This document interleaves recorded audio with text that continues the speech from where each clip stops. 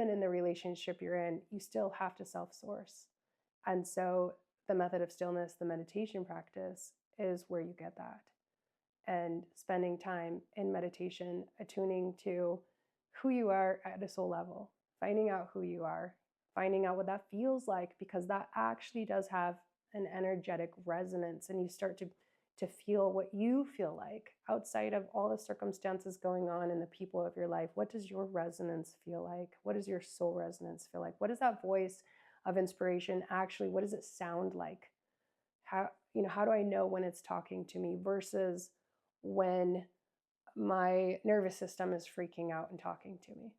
And I had that experience happen a number of times. I shared a story in my book where I was having like a anxiety attack where my nervous system was just like freaking out and it was not feeling safe. And I was able to go within, connect into that part of me that I found in meditation and ask, hey, am I safe? Am I okay? Should I go on this trip?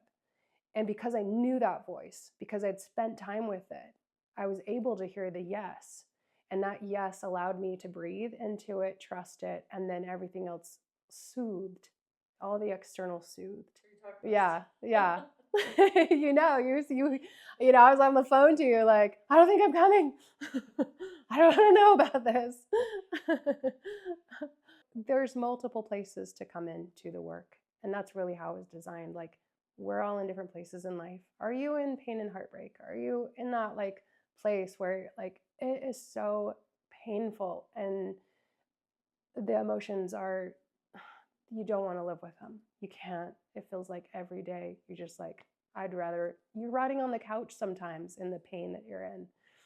And you could start there. You could start going in and meditating, using the method of stillness to really tuning in to source. And you're going to feel different feelings than those feelings of pain.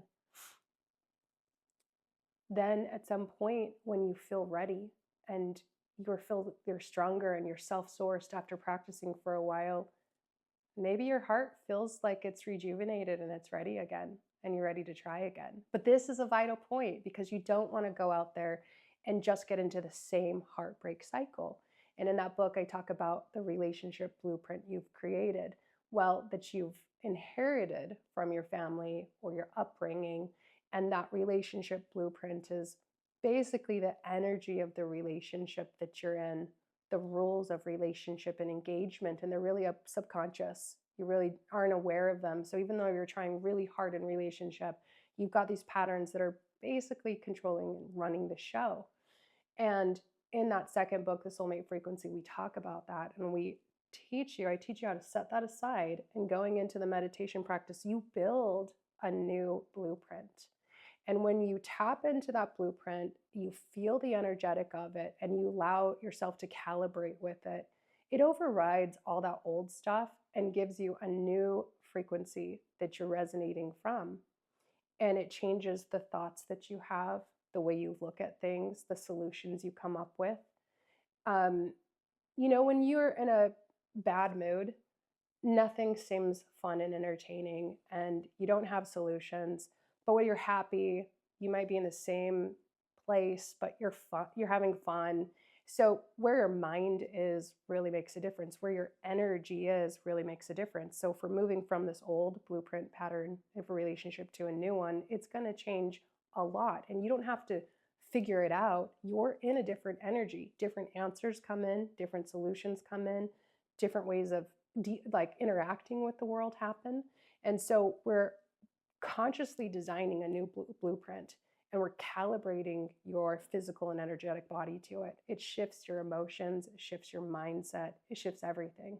Then when people come in, you're having a new experience. It's not the old cycles you had before. You're pulling in maybe some of the same kind of people, but you're also pulling in different people, and you're interacting with them different, and the relationships you have shift and they change.